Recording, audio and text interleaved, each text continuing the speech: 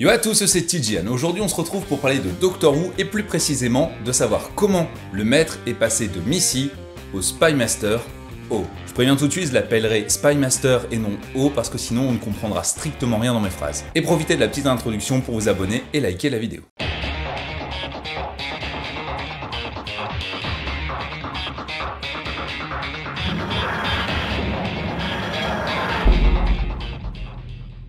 La version femme du maître, Missy, a été tuée par sa version précédente du maître, jouée par John Simm. Pour rappel très rapide, Missy désirait rejoindre le docteur, elle devenait une bonne personne, ce qui ne correspond pas du tout au maître joué par John Simm, et il a préféré tuer son futur et se tuer lui-même plutôt que de devenir allié avec le docteur. Et ce, peu de temps avant de se régénérer en Missy. Il avait utilisé son tournevis sonique pour tuer Missy avec une dose létale, ce qui veut dire que normalement elle n'avait aucune possibilité de régénération. Ce qui crée la surprise encore plus quand dans la saison 12 de Doctor Who, on a vu le Spy Master, joué par Sacha Dhawan, arriver, de plus en force et avec un côté très machiavélique qu'on n'avait pas vu depuis pas mal de temps dans Doctor Who. Et aucune explication n'a été donnée sur sa régénération. Est-ce qu'il s'agissait réellement du maître après Missy? C'était la question que beaucoup de fans se sont posés. On a vu beaucoup de théories sortir, certaines disant que c'était le maître joué par John Simm qui, une fois avoir vu Missy, malgré l'avoir tué, aurait préféré se réincarner en autre chose que Missy et ça aurait donné le maître joué par Sacha Dhawan, le Spy Master. D'autres encore affirment que le Spy Master serait un maître joué entre John Simm et Missy, ou alors encore avant le maître joué par John Simm. Mais là, au niveau de l'histoire, ça n'irait pas du tout, parce que le maître apprendrait que Gallifrey a été détruite et que le docteur n'est pas un seigneur du temps, mais il ferait les mêmes actions que ce qu'on a vu dans les saisons précédentes avec David Tennant et Peter Capaldi. Ce qui ne serait pas logique. Donc de base, j'ai toujours cru que moi, ce maître, le Spy Master, était joué par le maître après Missy.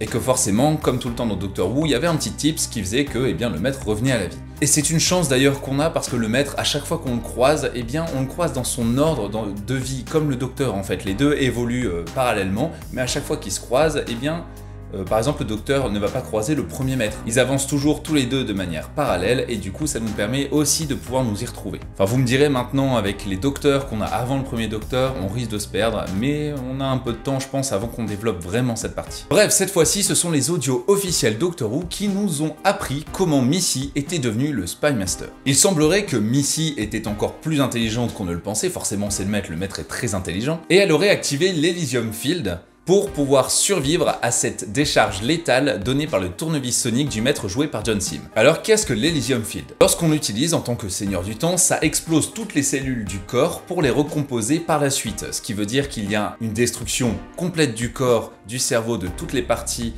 du maître qui se sont ensuite recomposés. Et c'est ce qui a expliqué le changement fort de personnalité entre Missy qui voulait devenir alliée avec le docteur en disant maintenant il est temps qu'on marche ensemble et plus l'un contre l'autre, et le Spy Master qui lui est clairement machiavélique et ne veut qu'une chose, faire souffrir le docteur, détruire Gallifrey, se venger, etc. etc. Bref, le maître comme on le connaît.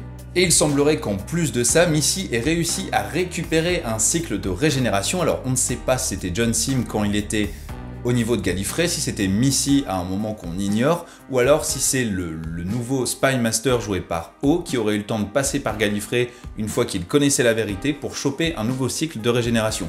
Ce qui serait logique aussi parce que une fois qu'il connaissait la vérité sur le Seigneur du Temps, c'est-à-dire que leur corps n'était pas bloqué à 12 régénérations, mais que c'était Tectoon qui avait bloqué leur métabolisme à 12 régénérations, mais qui pouvait en donner autant qu'ils voulaient, eh bien ça change complètement la donne. D'ailleurs, petit aparté, beaucoup ont été choqués d'apprendre que le docteur, les Seigneurs du Temps n'étaient pas bloqués à 12 régénérations, mais d'un autre côté, il était temps qu'on apprenne quelque chose comme ça parce que ça nous explique et ça crédibilise le fait que le docteur joué par Matt Smith ait pu récupérer un cycle de régénération complet. Le mystère est donc résolu, on sait maintenant comment le maître est passé de Missy au Spy Master. Bon, maintenant il est sûr que la prochaine fois que l'on verra le maître, il sera toujours joué par Sacha Dhawan et je ne pense pas que ce sera dans la saison 13, peut-être dans le triple épisode spécial pour le départ de Chris Chibnall et Jodie Whittaker, dont j'ai parlé justement dans la vidéo qui s'affiche en haut à droite de votre écran. Parce que ce qu'on sait, c'est qu'il a réussi à se sauver de Gallifrey avec au moins un Cyberman Time Lord, et donc il y a de fortes chances, et c'est même certain, qu'on le reverra.